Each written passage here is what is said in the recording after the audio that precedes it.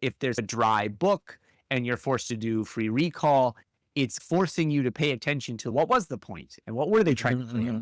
And by articulating those things, then you're more likely to form them in memory. So there is this cognitive psychologist I really like, Daniel Willingham, and he has this quote that memory is the residue of thought.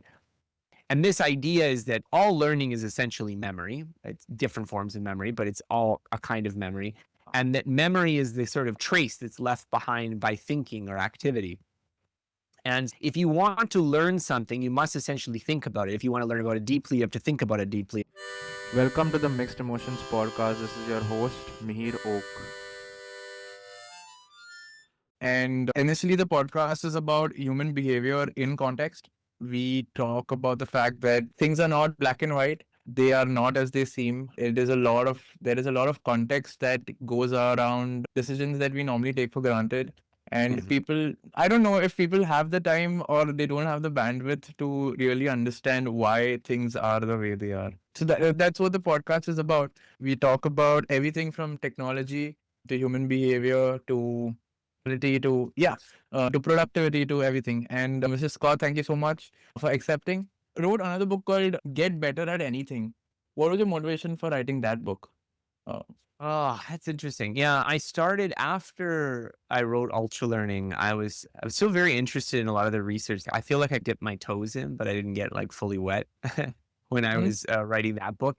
And I was interested in doing more and more. And it became this sort of snowballing project where you start like pulling on some threads. And then I ended up spending like a couple years just reading like hundreds of books and papers and this kind of stuff. And so assembling this book was this kind of interesting process for me because it was trying to get at the root of how do people learn things, what are the factors that matter for doing it. And I felt like it was a chance for me to explore some topics and some ideas that kind of didn't fit into the ultra learning box that I'd set out for myself when I wrote that first book. And so it was a real rewarding process to try to like pull all that together because I feel like, yeah, this is gonna probably be my definitive book on learning. I'm very happy with how it came together. Yeah, and I think I've not read the book yet, but what I think from what you have covered in it is that anybody can learn anything, essentially what the book really means. And you don't have to be a part of a curriculum, a part of a school, part of a given class to be able to ace something. Is that in lines of what you have tried to cover? And this is the kind of message of ultra learning. Ultra learning was based on this idea that there's so many resources now for learning lots of skills out there that really, if you have the initiative to do it, you can learn a lot of things. And I wanted to document people who are doing that because I feel like without role models, without examples, I think people often don't take on projects like that. And I was a beneficiary of that. Like I took on my projects because some people showed me their projects. And so ultra learning was my attempt to pay it forward in that way and allow some other people to see some of these ideas, not so that they could do the same thing, but so that they could have these examples in the back of their head of, oh, maybe I could learn this language or this job skill or this art or, sport or what have you. And approach it in a more systematic way, approach it in a way where you are going to take seriously, I guess, some of these learning principles. And so Get Better at Anything, I think, continues in that theme. It's not as focused, particularly on self-education per se, like it's not specific, that isn't the specific focus of the book. But the idea is, if we understand how learning works, we can get better at things and understanding, okay, what are the bottlenecks? What are the things that prevent people from getting better at things? And how can we try to alleviate those in the skills and subjects and things that we want to improve at? A year ago, you came out with this quote that somebody asked you that what is the most valuable skill that one can learn? And is it computer science? Is it communication skills? Is it technology? Yeah. And you replied saying that if most important skill that people could be capable of doing is just setting goals and hitting their goals that they've set. And Alex Hormozy also came out saying something like, if you set goals and you go ahead and you hit them, then you're better than 95% of the people. I don't know, better is a strong word, but I do think there's a certain benefit in being able to set particular targets for yourself and work toward them. I think most of self-improvement is essentially encapsulated in that idea. I think where we often struggle is that we have this intention action gap. So we intend to do certain things, but then our behavior does not meet that bar, and want to build wealth, but we don't consistently save and invest. We want to lose weight, but we don't like consistently eat well and exercise. Like we want to do these things, but we don't always achieve them. And so I think there's certainly a lot more to it than just, okay, set the goal and you can achieve it. But I think this kind of trying to close that gap between what we would like for ourselves and what our behavior actually like regularly makes happen, this closing this gap is, I think, super important. And yeah, certainly it's that sort of self-knowledge of how do you motivate yourself? How do you guide your behavior? So this is things like problem solving, habits, learning in particular. I think this kind of knowledge is very important because it's clear that if you step back and look at it, a lot of people do have like dreams and goals and aspirations, even if they're vague and not really well articulated, that don't line up with their behavior. And closing that gap is difficult to do, not just because the goals are hard to achieve, but just because the kinds of self-management that we have to do in order to achieve them is often challenging. You mentioned behaviorally aligning your, like, essentially it's like even if you read 10,000 books, this is again, you said this, that even if you read many books in a year, you're not going to benefit from reading all of them. It should not it should not make you stop reading books. But not everything that you consume is going to be useful to you, and not everything that you consume is you're going to remember. My point is a little on the lines of reading books on a logical level makes sense, to the fact that if you say that if you do it in a certain way, or if you have to be a certain person, then you have to set goals. If you give us a framework, fair. What do you think behaviorally one should do to align, as you said, not through logic, but through experience, through action? You said the incentive action, there's a gap between what you want and how you behave so that you get what you want. Yeah. Where Yeah. is the Well, lack? so I mean, there's a few points maybe to bring up from what you asked there. So the first one was about reading books.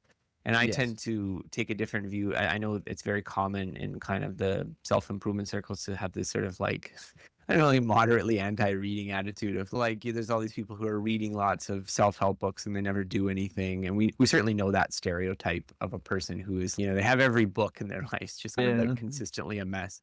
And I don't want to deny that viewpoint, but the way I view it is that the value of reading a lot and learning a lot is that it gives you this real deep well of practical knowledge that when you go to solve some problem in your life, you've eliminated a lot of the trial and error that you might need to do. If you know a ton about fitness, it doesn't guarantee you that you're going to exercise, but you're going to not necessarily fall prey to some common traps, some pitfalls. Maybe you're going to realize, oh, I have to build up slowly and not try to run a marathon the first day. And I know that I need to do some cardio, and I also need to do some strength training because they have different health benefits. And like these kinds of things are going to be beneficial for you.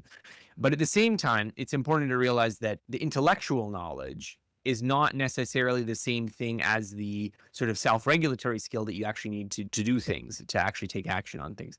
And so for some people, you can continue to accumulate knowledge, but your bottleneck is somewhere else. There's something else that's keeping you from moving forward in your life. And they can be different things. I don't want to say it's the same thing for all people. For some people, it can be a kind of emotional block. If you have a lot of anxiety about doing something, you may not pursue it even though it's in your best interest. For other people, it can be like their kind of core beliefs about themselves, like a lot of space is given to like the growth mindset, fixed mindset. But if you really believe this is who I am and I'm never going to change, then you're not going to change, right?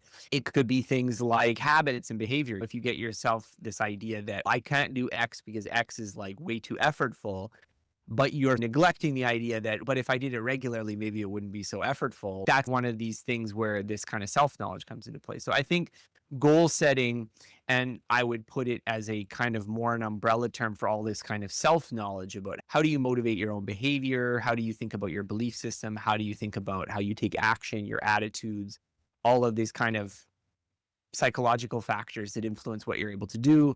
those things, when that kind of self-knowledge meets, I would say, knowledge of the real world and knowledge of essentially which actions do you need to take, what things do you need to do.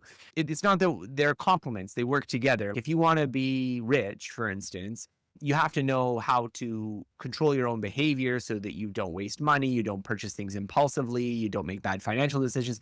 But you also need to know what's good, right? You need to know what kinds of investments should I make? What kinds of things should I be like aiming for and trying to save money? And so I think there's definitely some domains in life where most people have enough knowledge and maybe they just need the self-management. But certainly they work together, these two things. So essentially what you're saying is that it's not only the theory that you can read up, and you need to be able to implement and get the experience and then get a know-how of yourself on how you behave and then have that mindset to grow. It's funny you talk about this distinction about theory and like action and stuff, but really like anything you're listening to me say right now is also an idea. So it's also right. That's so true. I think what I would describe it as is that there's like a theory of the world of how do you start a business, how do you lose weight, how does investing work. These are things that are outside you.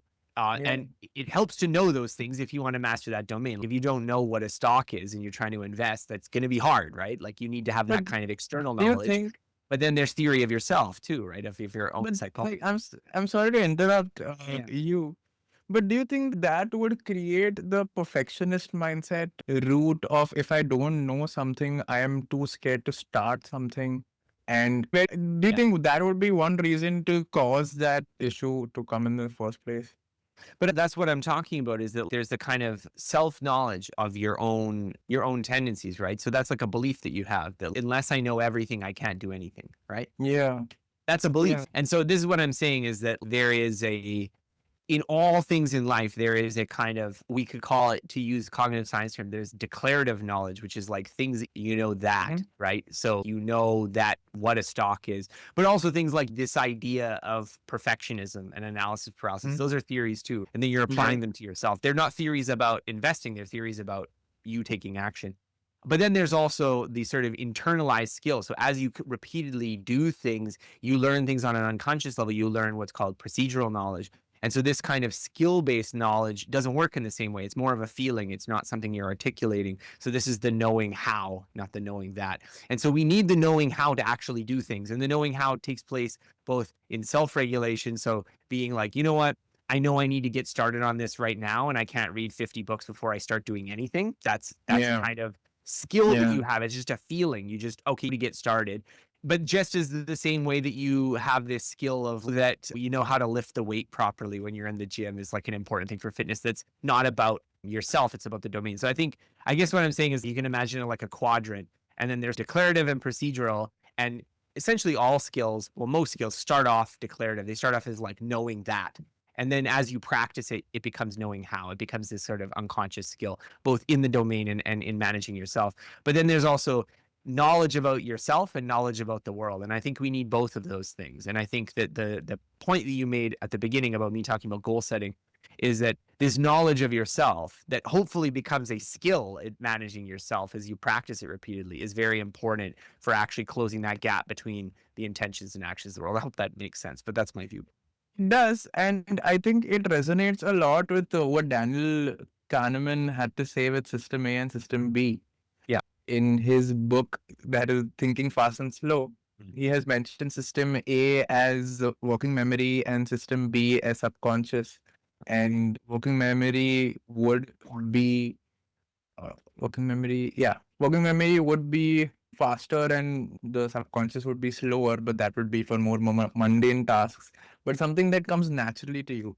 Whereas working memory would require more effort and memorization and skill, and then it would take effort to go from memory to unconscious behavior. And the science behind this, like from a cognitive science perspective, is interesting because this sort of distinction has come up many times. So as you said, like the system 1, system 2 distinction, the sort of thinking fast, the thinking slow. So thinking is opposite, slow, right? The slow is system 1 and system 2 is fast. or sorry, no, system one is the fast one. I forget. I always get them mixed up which ones he has. But basically, the idea is that as we have different learning mechanisms in our brain, and one of them is this sort of system that's based on conscious reflection, where you explicitly think about things and you reason about them. And then there's this other thing that is it's almost a habit system. As you repeatedly get trained in doing something, there are certain kinds of behaviors, ways of thinking, ways of feeling to become more and more automatic. So they're more intuitive. And this is beyond the scope of what we're talking about here, but like these different brain systems have very distinct strengths and weaknesses. And so the sort of slow system, the one that requires working memory, is the one that's abstract, that's more general, that allows you to make analogies and be like, this is like this, and so therefore I should do this.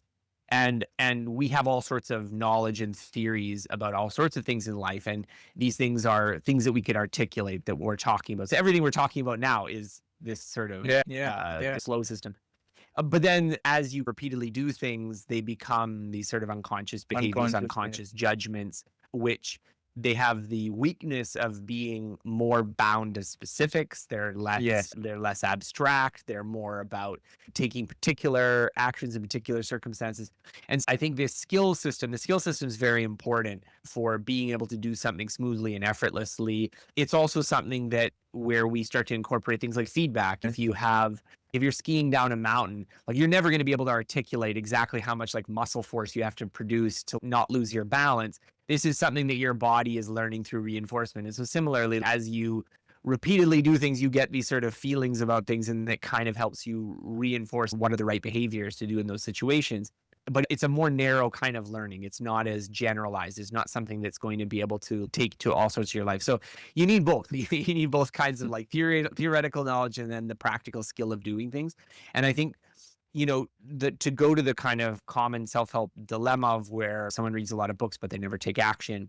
My feeling is that part of that is that you can have knowledge about the domain, but maybe not knowledge about how you should take action. And then on top of that, you can have particular kinds of not conscious sort of barriers. So you might have a barrier of having extreme social anxiety, which is preventing you from like improving your relationships. If you're trying to find a partner and you're reading all these books about dating, but you just find it very unpleasant to go to parties and talk to people, then there's this sort of emotional disconnect because you know a lot of stuff because it's easy for you to read books, but it's very hard for you to actually take action. Or if you're really out of shape, exercising is very aversive. Going for a jog is very unpleasant. And so maybe I should do something about this. So you're reading like all these health influencers and longevity people. And you're like, yeah, I should probably go jog. But I'm not. And it's not because these things don't work together. It's just because overcoming some of these barriers may not, like the information may not be the thing. You maybe need something else that's going to push you through, whether that's coaching or support or that kind of thing, right? You've written 2 books on learning and essentially what you like doing and what you've tried to do with your challenges and what you've covered in articles is all about learning better, faster, quicker, being more productive, optimizing on time. 2 questions though would be that what do you think is I would say it'll be context dependent based on the person and their way of learning. But my question was, what is the fastest and the most efficient way of learning in your opinion, which works for you? And second is, what is your most favorite, and are the 2 the same? And what do you think about the Feynman technique? Okay. So I'll start with the first question. I don't think about it that way. I think that's something that I often get into discussions with people, but people come at me like I've got some kind of method or oh, this is the trick or something like this. That's never been how I think about learning. I always think about it like my basic idea is, let's say you were trying to build a bridge, right? The thing you want to understand is what are the laws of physics and engineering that allow you to build bridges, right? So there's maybe different ways of like, oh, a suspension bridge works really well or it works really well doing this, but they're all context specific. A suspension bridge maybe makes sense in some scenarios when depending on what river you're trying to cross and how much money you have and this kind of thing. But I don't think there's one universal right way to build bridges, but all bridges need to be based on the same principles, right? Or they'll fall down and they won't work. And so I feel the same way about learning. I don't believe there's, oh, you should read more books or you should practice more, you should do this. It's just, it really depends on what you're trying to do and how you're trying to do it. But they all depend on the same principles. So there's people who try to learn in ways that I think are aligned with what we know about how cognitive science works, how learning works, how the domain works, and they're going to have success. And there's people who try to do things that don't align with that picture, or they're doing things that are going to make it harder for themselves. So I view my whole job, my whole career as being about trying to identify those principles, bringing them to people's attention. And sometimes that leads to like projects where I do something in an unusual way because I'm trying to make a point about something, but they're not even necessarily, oh, there's some particular like technique here. It's more just, as I said, like engineering is, oh, I'm like the suspension bridge guy. And you're like, no, that's not how it works. It's like you learn the principles and then there's lots of bridges you can make. So I think there's projects where reading a lot of books is the right thing to do. And there's projects where reading a lot of books is maybe not the right thing to do. And it really depends on what kind of thing you're trying to learn, how you're trying to learn it. If someone were telling me, okay, what I'm trying to do right now is I want to write a research report on everything we know about like fitness and health, then like reading a lot of books is going to be what you're doing. Whereas if the goal was like, I want to drop 15 pounds and get like shredded, reading a lot of books is tangential to that. Like it's going to be maybe helpful, but you're going to maybe not need to read so many books, and you're going to need to spend a lot more time going to the gym. So what you're trying to improve, how you're trying to improve it really matters. And so again, I this whole like, what's the best way to learn? I think there's just ways that work and ways that don't work. And that's what my whole viewpoint is about. And the Feynman technique was basically a method. This is something that really got out of control. But I made this video after I read Richard Feynman's biography, where I was talking about how in a section of the biography, he talks about trying to make sense of this physics paper. And he goes through it kind of line by line. And like at first he goes, I don't understand this. And then he went through it very carefully in this sort of detailed way, and he was successful. And so I adapted this into this idea of you write down the topic and you go line by line and try to explain it yourself. And this is a way to improve your understanding. And I think it works particularly well. And it's certainly a popular technique because it's probably the idea I'm associated with that's gone far beyond my own kind of orbit, to the point where people don't realize that I was the person who first talked about it. But the sort of explanatory depth of trying to understand something through a kind of close examination of the source material, and then when you hit points of confusion, asking for help, I think is very important, because for a lot of, especially academic subjects, it's this deep conceptual knowledge that students find most difficult. That students can do flashcards, it's hard, but they can do it. They can read, they can do their homework, but if you don't really understand why something works, that's the barrier. And it's certainly the barrier for a lot of the more intellectually demanding classes like physics. Yeah. I was in the 11th standard when my physics teacher, by the name of Mrs. Agarkar, she had our class. She distributed a list of concepts of physics to each and every student. She had us explain this concept, 11th standard science, physics, to the class, and whatever doubts they had, we had to solve, because we had to essentially teach the class. And what I realized is that it's true. If you get up and you learn with the aspect of teaching somebody, you have to be very well buttoned up with the concepts, with the understanding of actual core understanding of why things work the way they work. And if you have that, I think Richard Feynman used to say this himself, that in a classroom, the person who learns the most is always the teacher. And it's Yeah. I think one thing you have to do when you're teaching is that you have to articulate a lot of the steps, a lot of the inferences, a lot of the connections between ideas, the whys, the motivations. And the issue, I think, is that I think the right way to think about it, and I'll use a visual analogy, that one thing I like to do like sketching outside sometimes, where you like bring a little like sketchbook and you just draw whatever in this kind of thing. And one of the reasons I like doing it is that when you draw something, you see it differently. And the reason you see it differently is that if you're trying to figure out what does something look like, you have to really pay attention to, there's this here and it's this big and this was this kind of thing. And to this day, the things that I've drawn, like they're seared in your memory a little bit. Whereas if you just walk around and you just look in, you take it in, it's wow, this kind of thing.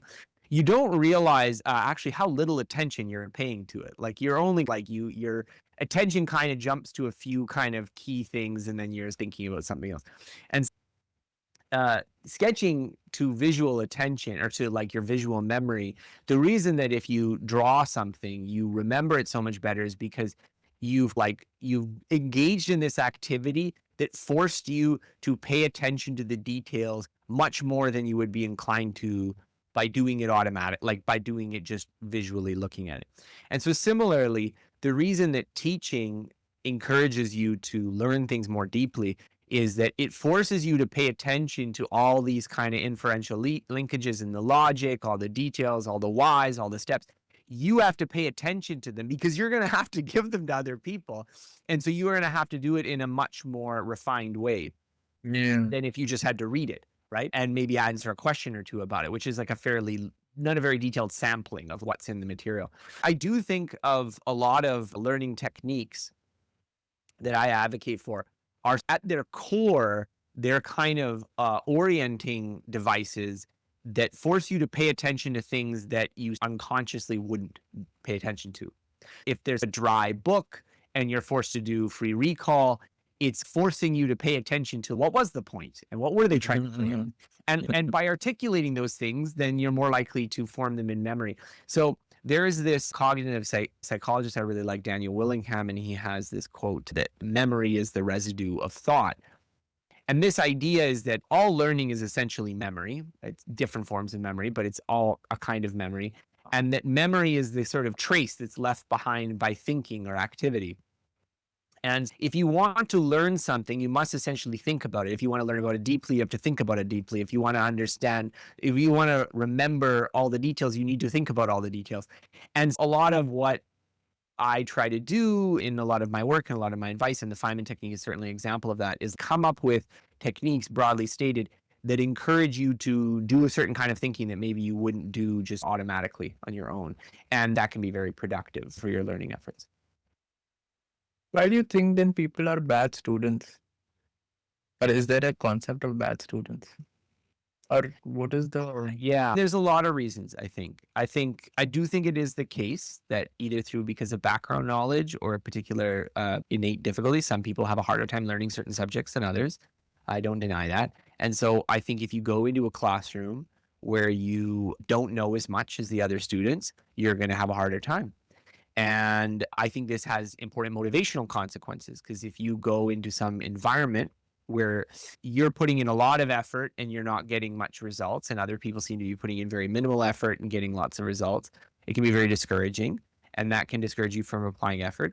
In some cases, the class may become impossible for you because the teacher is always adjusting their pedagogy to the kind of median student, so to speak.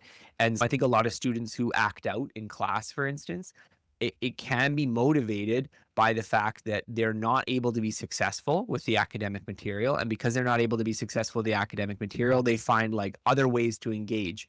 So they can't do the math problems, so they try to they act badly in ways that would be difficult.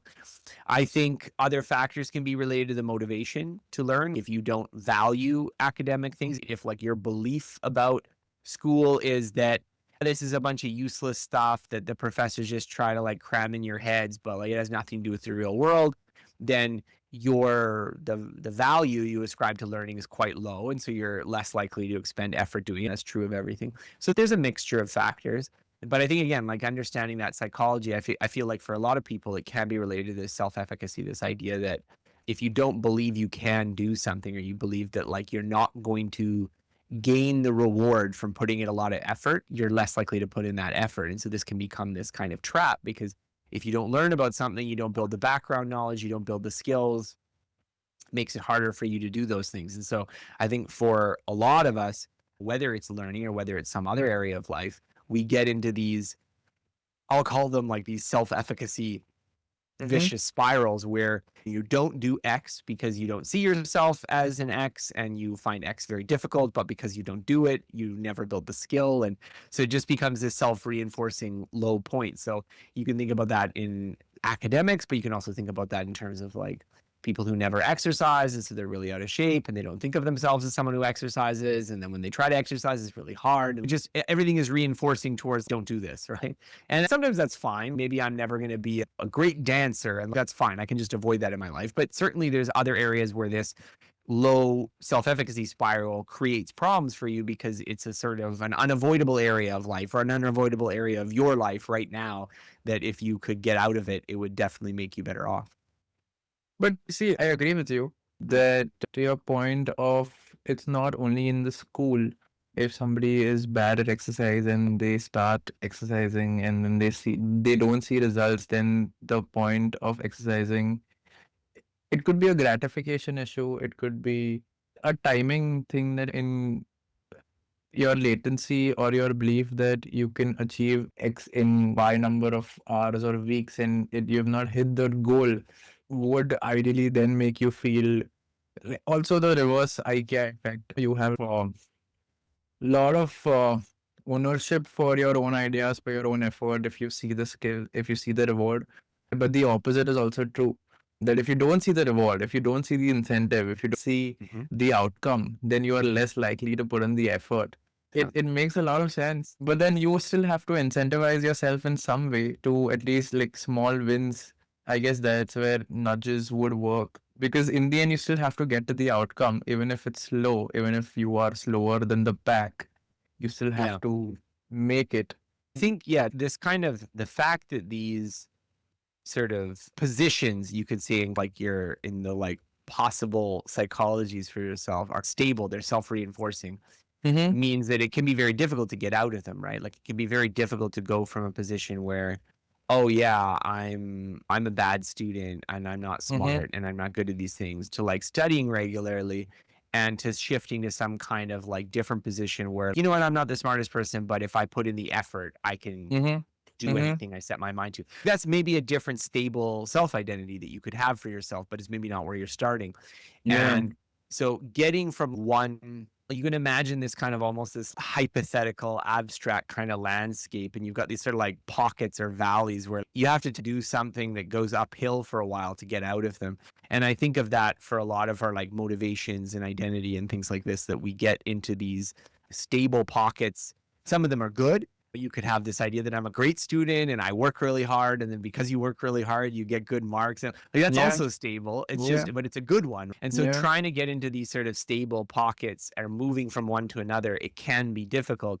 And I think sometimes you need to figure out like what's your angle of attack. Like if you think about sailing a boat, for instance, before they had motors and this kind of thing, the fact that a sail only like the sail is that the wind is only moving one direction. You can't control the wind, right? Correct. So if you're sailing a boat and you want to go in the same direction, like the opposite direction of the wind, it's challenging, right? Because the wind is pushing you backwards and you want to go forward. And so what do? If you're sailing, you have to tack against the wind. So you're doing this sort of zigzaggy thing that because of the rudder, like you eventually get there, but you're tacking against the wind. And so there's something probably metaphorical there, psychologically speaking, that if you're in one of these stable pockets, where it's like you have low motivation, you have low self-efficacy, but because of that, it's very hard for you to invest the time and energy in order to like make improvements. And there's all these like self-reinforcing factors.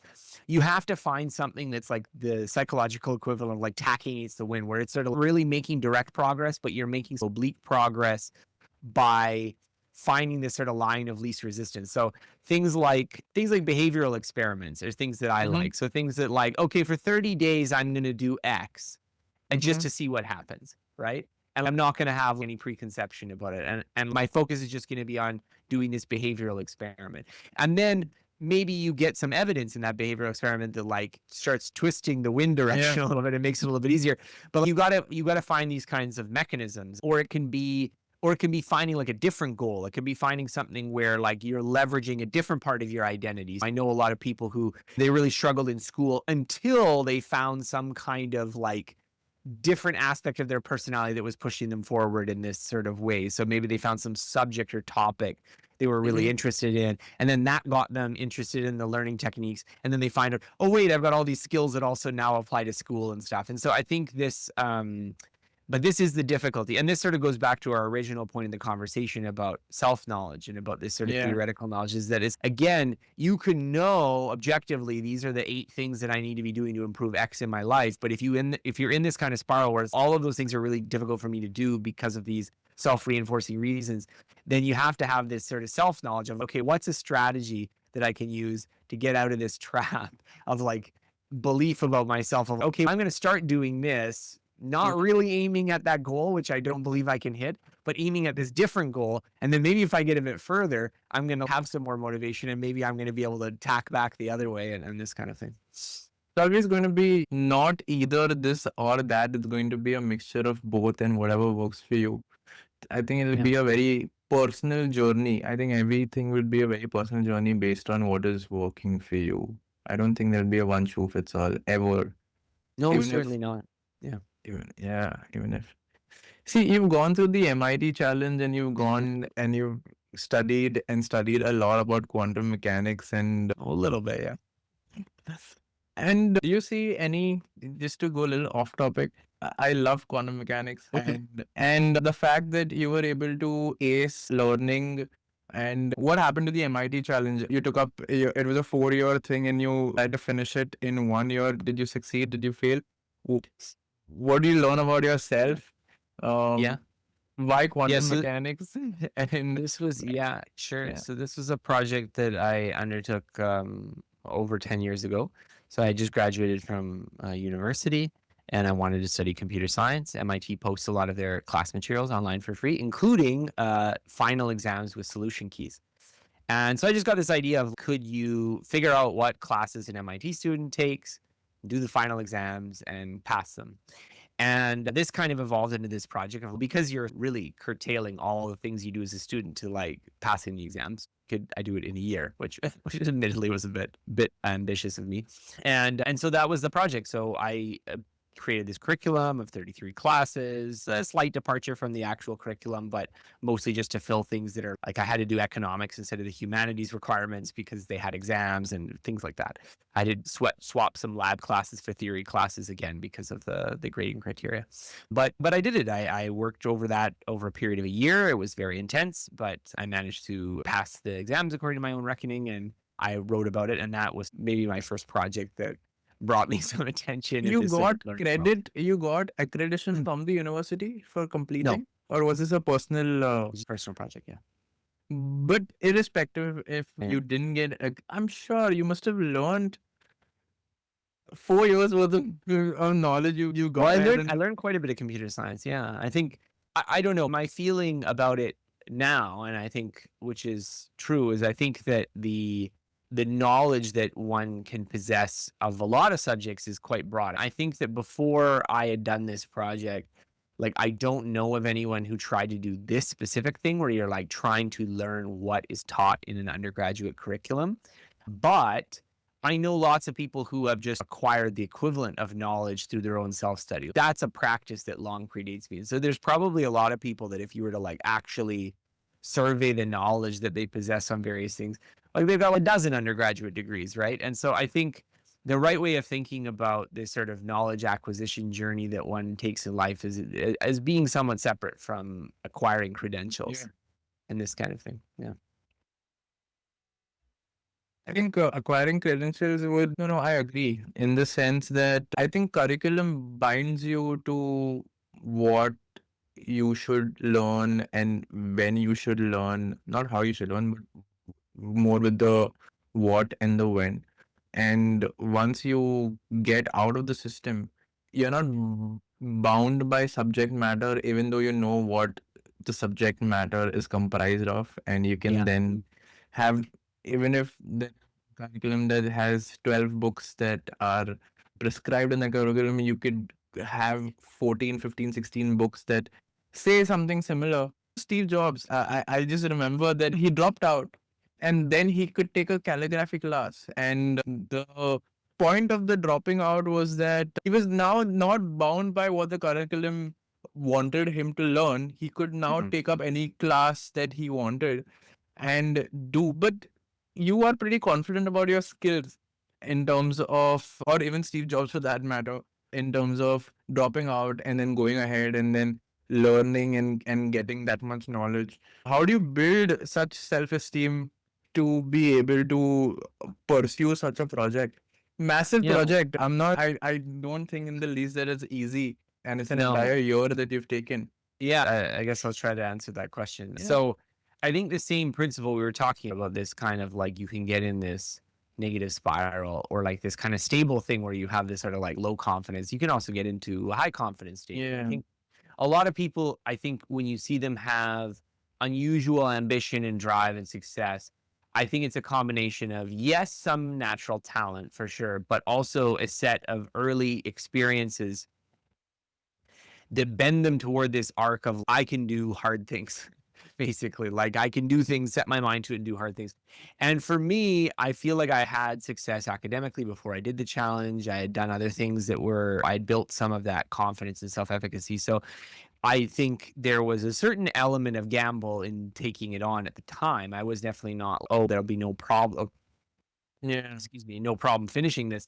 But it happened at a point in my life where I felt like maybe I could do this. You know what I mean? And I think to entertain an idea like that, you have to have had life experiences that get you to that situation.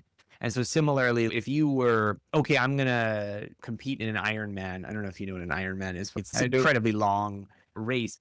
But no one thinks, oh, I'm going to compete in an Ironman. Most people don't think I'm going to compete in an Ironman if I can't jog for half an hour without collapsing. Most people who do it, you start off running and then maybe you do a triathlon and then maybe you do a bit of a longer triathlon. So it's this sort of building into some of these fitness goals where you create this kind of belief system about yourself that's reinforced through actual practice of I can set these sort of difficult, ambitious fitness goals and achieve them and this kind of thing. And I think a lot of people, that's how they arrive at these kinds of things. And so I think there's a similar process at work for most goals, whether it's that or whether it's entrepreneurial or whatever it is, right? The person who becomes president usually doesn't just become president right off the bat.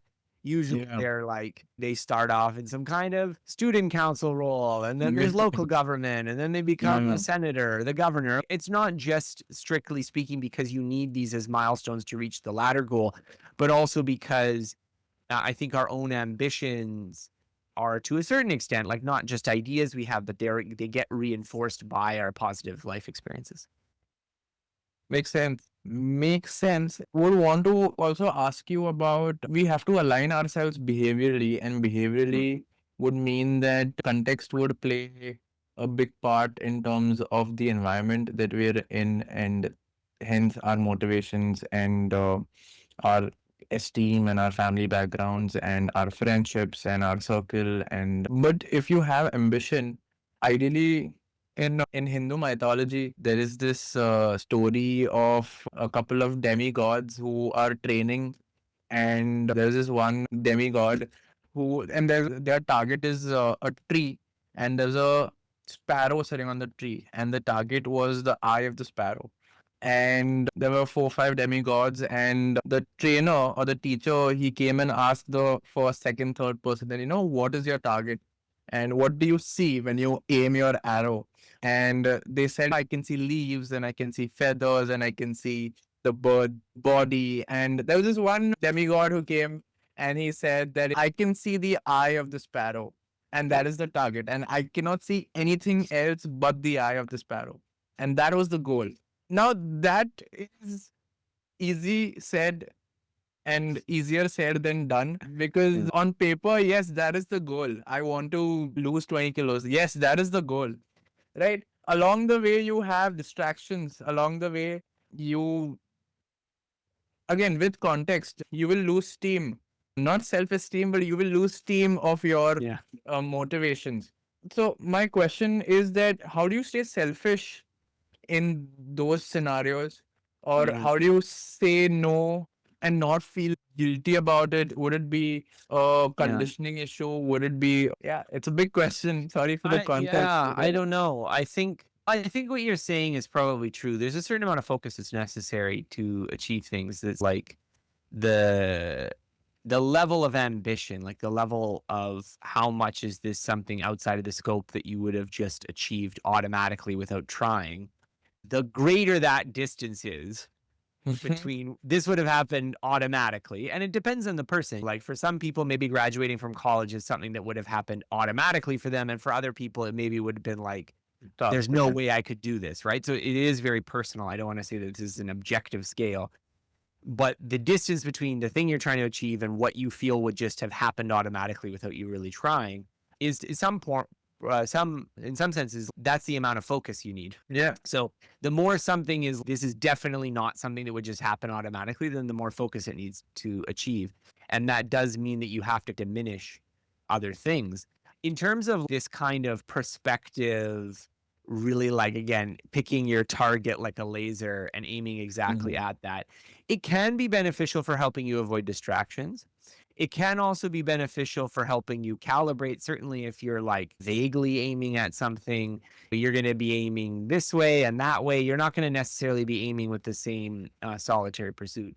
But I think sometimes people maybe overrate the value of setting like extremely specific targets for things, because it just requires too much predictive ability. It's hard to actually predict how far you're going to get for things. And I think we just tend to have like really like low so basically we're like an archer who like we're aiming at the sparrow's eye, but we can barely hit the tree, right? So like in order to aim at the eye, you got to be really precise shooting, right? So I Yes. think, you can't just say, oh, the key to shooting the arrow is to look at that eye. I mean, you also Yes. have to have the skill and control to shoot the bow that way. And so I think when we're setting goals, I think for a lot of people, they're often better setting goals that the primary focus is on the kind of inputs to the goal. So like the end goal, the thing like the outcome they're trying to reach, you have to specify that to the extent that it is motivating and it provides a clear direction. So if you are like, you know what, my goal is to have a successful business, right? Whether that business earns X dollars or Y dollars is maybe less important than successful business in my mind. I have a clear enough picture of what that is that it's motivating for me.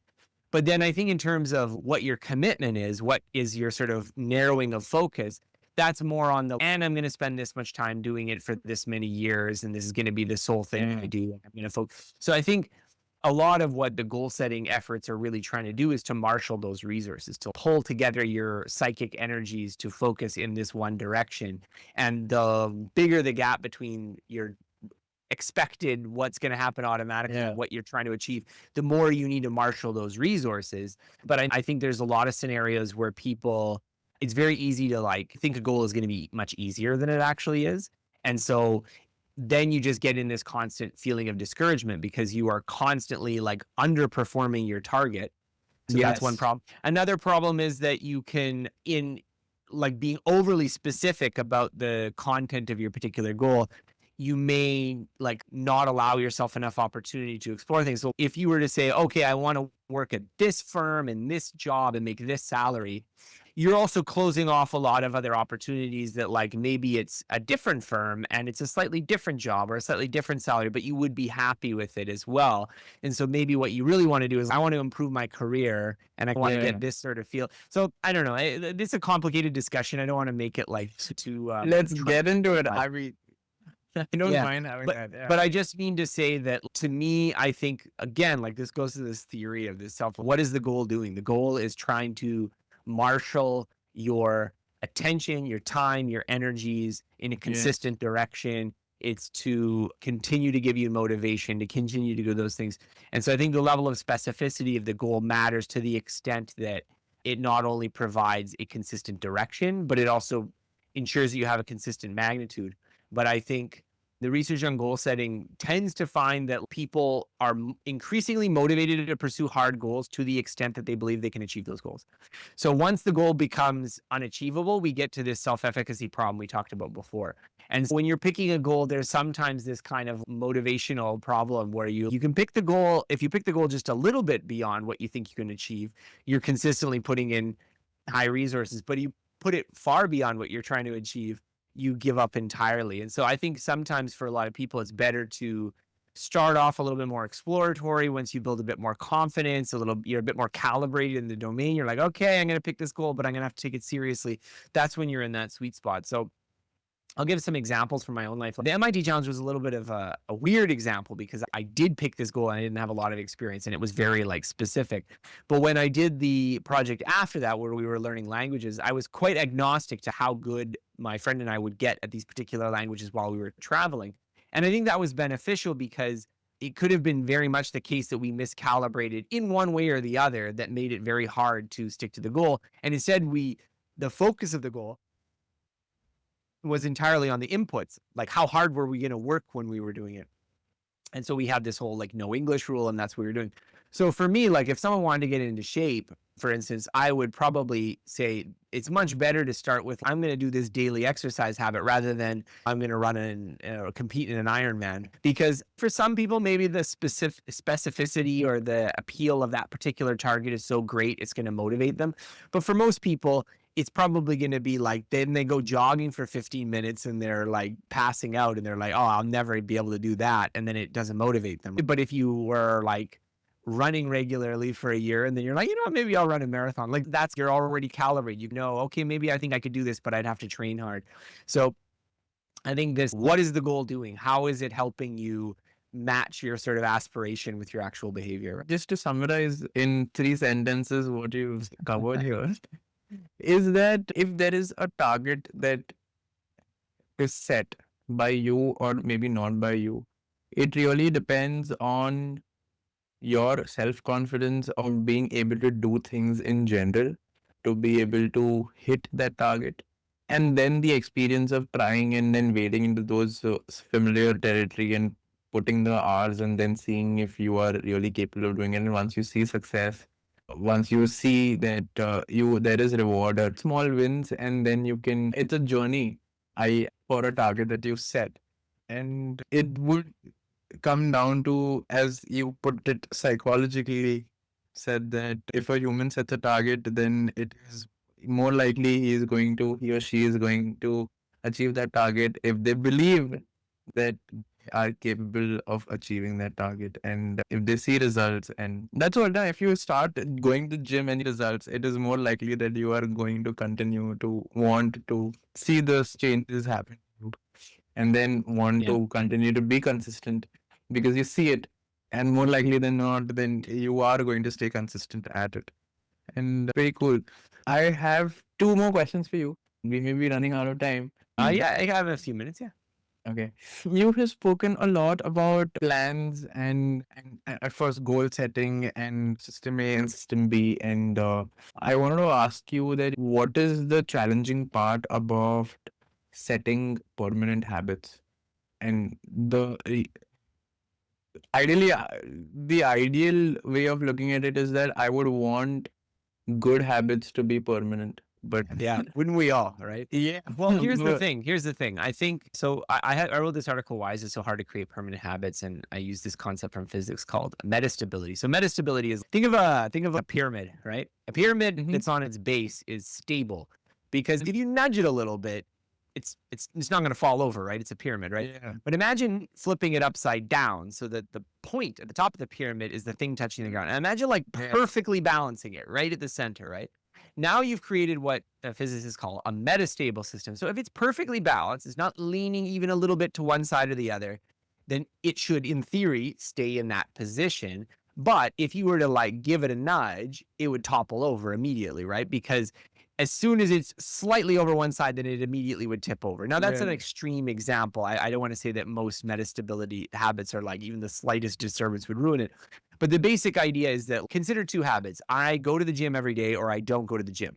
I don't go to the gym is the stable habit. That it's the one that everything falls into when there's chaos. It falls into that habit. Whereas the I go to the gym every day is a metastable habit. So you can spend some time lifting up that pyramid to get it into that like central position. And if you do it enough regularly, it will become less and less effortful, maybe to the point where this is a central part of your life. It's part of your identity. You feel really good about it. You're continuing to do it, right? So it's not quite like the pyramids, maybe like the pyramid with a little bit of the corner cut off. So it's a bit tippy, but you'd have to push it a bit hard for it to knock off. But now imagine you get injured, maybe you get sick for a while, maybe some situations change in your life so that you're not exercising and it starts to tip and then it falls back down to that original state. And so this, I think, is the paradigm for almost all of our good habits that we have, is that they're metastable, in that you can make decisions that will make them more stable, but they are in very few cases going to be more stable than the kind of the state of maximum entropy at the bottom, where it's just like where everything falls down into. And so another idea I think about is that in terms of maintaining good habits, is that our behavior tends to follow the path of least effort, not the path of maximum benefits. So we tend to do the things that the stable state, the thing that we collapse into when we're not trying, is the thing that requires the least effort, not the thing that makes our life the best. And so there is a certain amount of intention you need. And so I think the right way to think about building habits is that you want to try to get them into this metastable state, which is different from an unstable state. An unstable state is one that is like actively falling down, right? You could think about it like that. Or you could think about one where you're exercising, but only because you're like lifting against this boulder that's about to fall on top of you. You're applying this extreme effort. Ideally, you wanted to be at a place where if you don't really do anything, you're going to continue with it. That's what you want to do. But at the same time, we have to be aware that we don't live in this sort of perfect physicist's ideal where there's zero outside forces and something can stay in a metastable vacuum forever. Life is constantly bumping into other things. You get sick, you get injured, you have family problems, you lose your job, you move, you like all of these things are buffeting you all the time. And I think the right mindset to have for maintaining habits in these situations is that when there are external forces acting on your habits, we have to be mindful about like how are we going to adjust them so that they can continue to function, that they can stay up, you know? But what about addiction? How would you counter addiction with the good habits? For example, smoking. If somebody, let's say, gets out of smoking, very good that they do, but they tilt back into the favor of smoking or of having cigarettes. And the reasoning that they give ideally is very irrational and very nonsensical, but it makes sense to them on a personal belief level that it may not be as harmful. Or I have relatives who are 90 years old who consume and then I don't know. This is an interesting kind of tangent. If I were like using this kind of metaphor again, I think a potentially addictive behavior is just one where the kind of bad stable habit is like incredibly stable, right? So that as soon as it starts tilting into it, it collapses immediately. So you can think about this of like alcoholics who like fall off the wagon. I've read books that were written by the people in recovered addicts, and they say people are like, why can't you just have one drink? And it's like, but because I don't want to have one drink, I want to have 20 drinks. That's why I can't drink, because I don't want to have one drink. But that's, I think, the thing we can get into is that certain kinds of behaviors are so strongly reinforced because of chemicals, because of addiction, or maybe even just psychologically. I know that the word addiction is maybe overused in some of these contexts, but certainly things like gambling can be in that sort of scenario where it's not a chemical, but it's so psychologically reinforcing to do this kind of thing that I think for those kinds of habits, the people who succeeded it tend to be people who have, like, they just have extreme barriers for having this thing tip over. If you are a recovered alcoholic, my impression from hearing stories of successful recovering alcoholics is that, like, you don't drink ever, right? Some people who are like myself, I don't drink a lot, but I do every once in a while have a glass of wine. But it's because I can have a glass of wine and I don't even finish the bottle, right? Whereas some people, that would be impossible for them.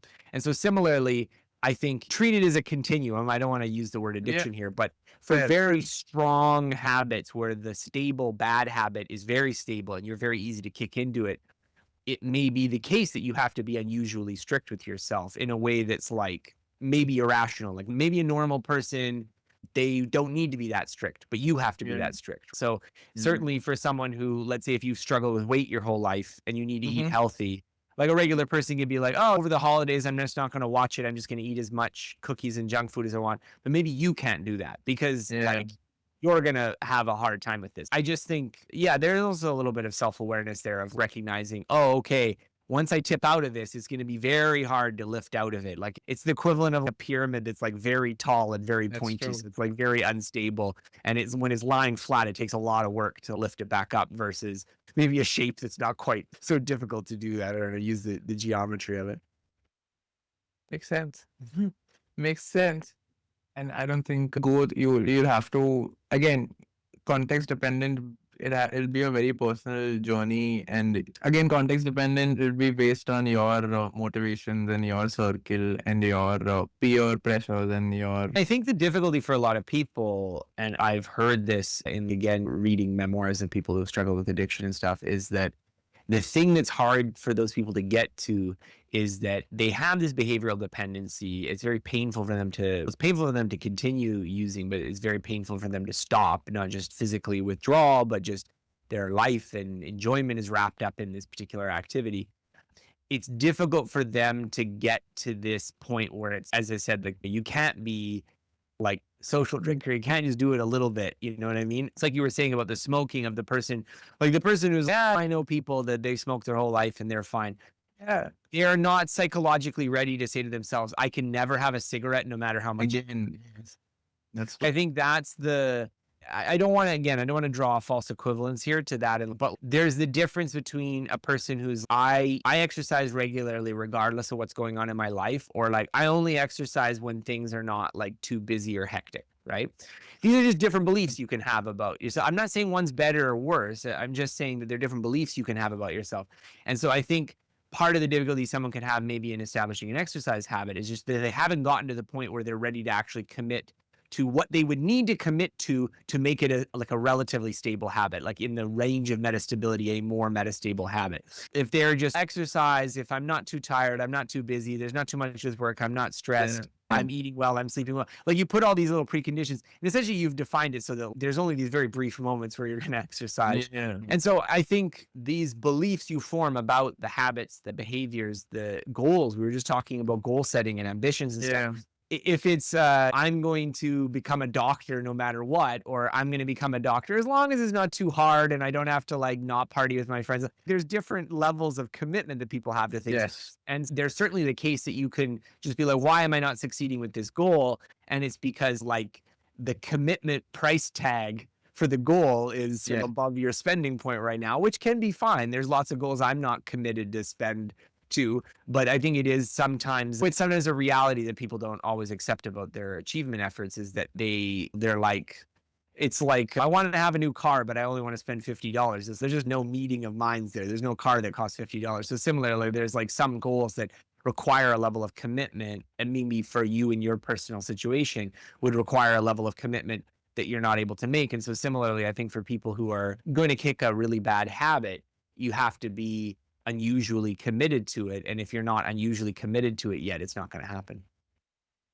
I think that explains everything for and about what you want and why you don't have what you want. And the difference between the two, the gap between the two is essentially by you're not getting it. The level of commitment to your goal in the end would determine. And then it's not like you have to be 100% committed to all your goals. You can have that range regulated for you in terms of which goals are priority level number 1, level number 2, level number 3. But yeah, your level of commitment in the end, it's on you and your level of commitment, and then up to you how you do it. I have one last question for you. Sure. Which is, why do you do what you do? And what do you think is the purpose of life in general, and what is the purpose of your life? A real softball to finish us off, right? I'll be brief because we've been chatting for a while. I'll be brief. I do this because I like doing it. I started writing when I was 17, and I don't know now. To me, it just feels like breathing. I can't imagine not doing it. So I feel very privileged that I'm able to do it for a living.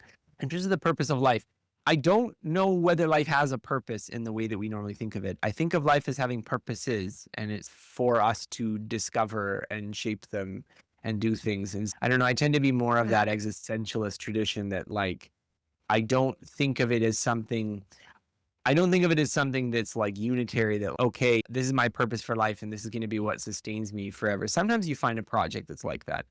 But I find that we move through life and through different phases and we find different purposes, and the kind of purposes are out there. You stumble into them and they energize you and they give your life meaning. And sometimes that purpose can be related to service. Maybe you have kids and then all of a sudden your kids become your purpose, and then you start volunteering for something and then this cause becomes your purpose, and then you do some work and then helping people becomes your.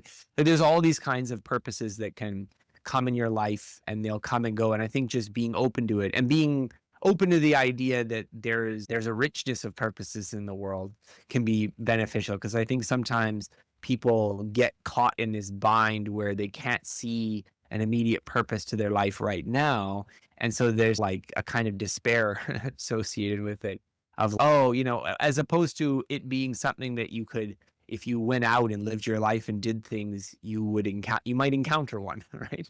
They're out there, right? As if you live your life and do things, you might encounter something that would be a strong enough reason, a strong enough goal to give meaning to the rest of your activities. Wow. That's not a perspective that normally one would hear if I asked you what your singular purpose of life is. But thank you so much. You've given me the time to discuss about your life's work till date, and Thank you. I would hope that we have another session on all books that will come out of you in the future, and all the fascinating articles that you've written, and I will come prepared with more questions because it's really, really cool in terms of you being a generalist of, like, I will not want to call you a generalist because you would have depth of knowledge for computer science, for quantum mechanics, psychology, for neuroscience. It all fits somewhere along the line. Electricity, I'm sure physics is also something that you would be. And I think that is what the idea that you continue to love what you do, and all of this is coming out of your love, and you write about it. It's really inspirational and it's very admirable to see, and hopefully I could resonate and pick up some qualities from you to be able to learn this way. Thank you so much for having me. This was great having this conversation. Thank you so much for tuning in, you guys. If you like this, then you can hit the like button. The algorithm likes it, gives me more views, and maybe I can contemplate on keeping this channel for free for you to see. If you hit the subscribe button, the algorithm likes that as well. But unlike the like button, this is more useful because you'd be actually notified by every time we do drop a video on this channel. If you have any complaints regarding the content that we drop or the questions that we ask, or you want to give us any suggestions with questions or people that you want us to interview, we have added a feedback form in the description. You are very welcome to fill that up and let me know. If you hated this content and you do not want to see my face ever again, and do not want to share it with anybody, and do not want to refer this kind of content with anyone, then until you do tune in to my next episode or my last episode, or you do tune in, I would like to wish you, in Truman Burbank's very own words, good afternoon, good evening, and good night. Cheers.